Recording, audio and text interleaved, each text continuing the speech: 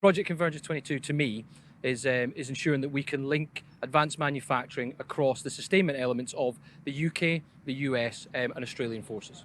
Our key success has been the ability to receive designs and files from the United States sustainment forces, convert them to a suitable UK file format and print parts so that the US can send us files for spare parts that they require that they can't get through their own supply chains.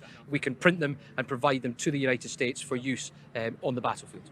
It's really important in the future that the REME and equipment support are able to conduct repair by repair forward on the battlefield, and that needs to be regardless of supply chain disruption. So if we lose a supply chain, we need to be able to produce parts forward, and we also need to be able to link maintainers to a wide network of subject matter experts, which is what we're trying to do here through the use of advanced manufacturing and extended reality. So we've deployed it here with two 3D printers. Both of them are polymer printers. They can print small, high strength, high quality nylon parts which are inlaid with carbon fiber to provide that extra strength.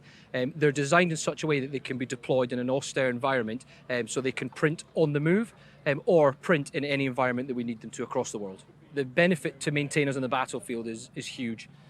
We will be able to produce parts forward on the battlefield and return warfighting equipment to the warfighters in hours rather than days. And effectively what we'll do is we'll allow the warfighters to win the first fight.